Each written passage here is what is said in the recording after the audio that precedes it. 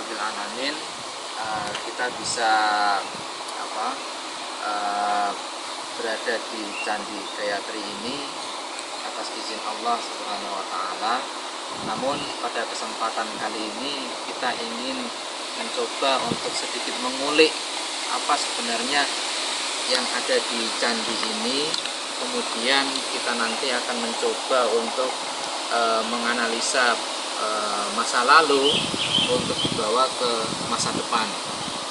Nah, di Candi Gayatri ini yang kita juga tahu semua bahwasanya beliau adalah ibunda dari Raja Majapahit, di mana beliau melakukan pertapaan di Tulungagung ini yang pada waktu itu adalah Brang Kidul.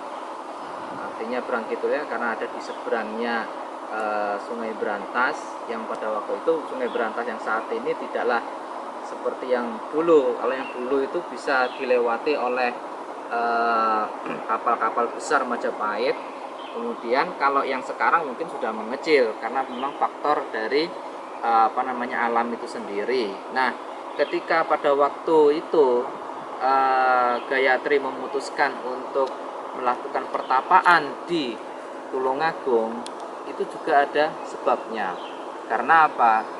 Yang pertama, Ibu Gayatri ingin menjadi resi, ingin menjadi, ya kalau di dalam Islam itu ingin menjadi seorang syekh atau seorang yang dia itu sufi. Namun kita juga perlu ingat bahwa di dalam beliau bertapa itu juga menjadi penasehat dari Majapahit juga. Nah, artinya apa? Tidak dilepaskan begitu saja.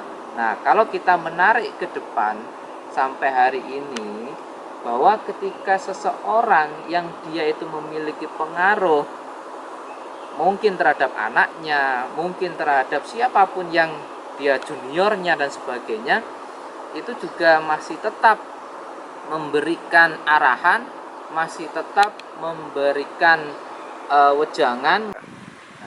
Para pendahulu kita di Majapahit itu mengajarkan kepada kita tentang pentingnya prasasti yang dibentuk misalnya dalam bentuk candi, dalam bentuk patung, kemudian bentuk prasasti-prasasti yang lainnya, itu menunjukkan bahwa kepada kita pentingnya pendokumentasian dalam momen-momen tertentu. Itu yang namanya menulis, itu yang namanya membuat karya yang nanti akan diwariskan kepada generasi setelah kita. Majapahit juga mengajarkan kepada kita tentang budaya membaca, budaya menulis. Adanya Kakawin Negara Kertagama karangan Putra Panca yang menulis tentang kekuasaan Hayam Wuruk rajanya, kemudian Sota Soma yang menulis tentang toleransi di masa Majapahit. Karena kalau kita melihat kenyataannya, Majapahit memang agama yang paling besar pada waktu itu adalah Hindu dan Buddha. Tapi bukan berarti agama yang lainnya tidak ada. Islam itu sudah masuk ke abad 4 Hijriah di bumi Nusantara. Nah, artinya sudah lama sekali Islam juga sudah masuk, dan Tionghoa, kemudian agama-agama yang lainnya, dan tentu saja agama asli di Jawa itu juga sudah ada.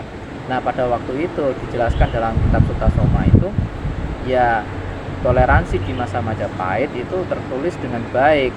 Kemudian di sana kehidupan sehari-hari, kemudian kehidupan masyarakatnya juga tertulis juga. Maka tidak heran kalau Majapahit itu punya perpustakaan yang besar di kerajaannya. Nah, itu sumbangan dari para pelajar-pelajar di era Majapahit. Nah, ini mengajarkan kepada kita bahwa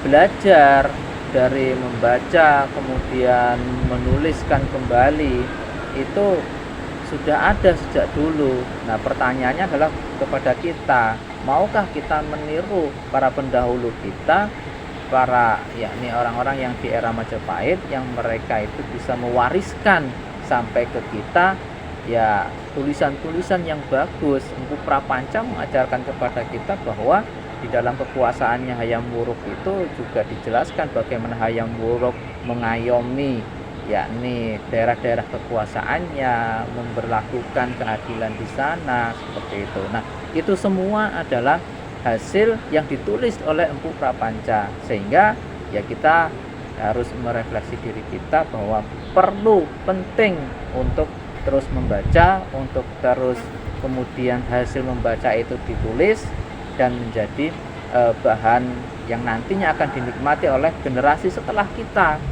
dengan tulisan-tulisan tersebut. Pentingnya membaca, kemudian nanti ditingkatkan dengan menulis, itu semua akan membuat seseorang itu akan tumbuh. Nah, pertanyaannya, maukah kita untuk melakukan itu?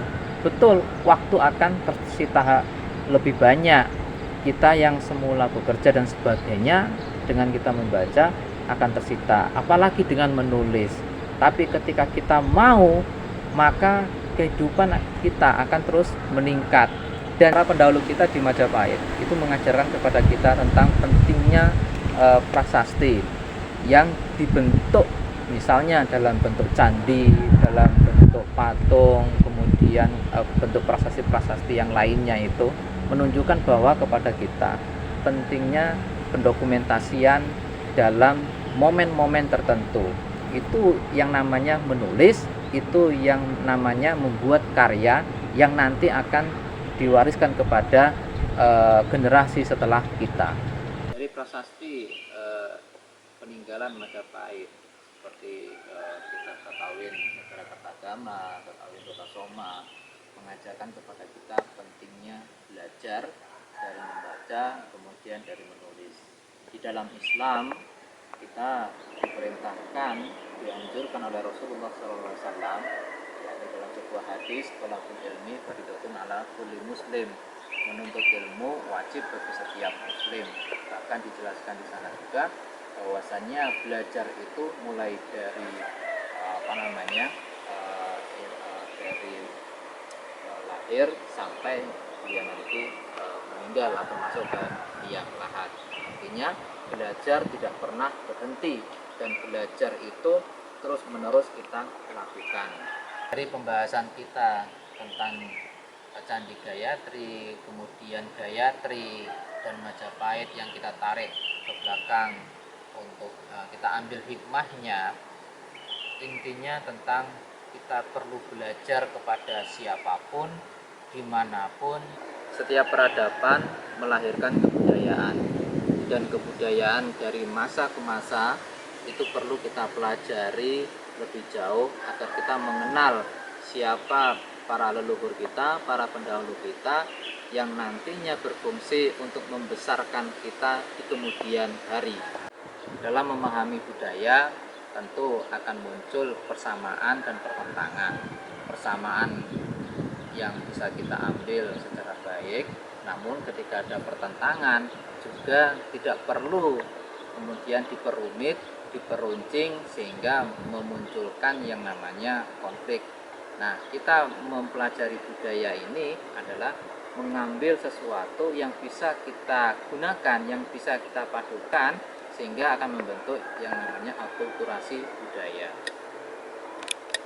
Sekian bincang-bincang kita terkait budaya, kemudian tentang agama dan spirit dari keduanya, dan kita akan bertemu lagi dalam kesempatan yang lain dengan tema yang mungkin berbeda, namun intinya mengaitkan antara budaya dengan agama.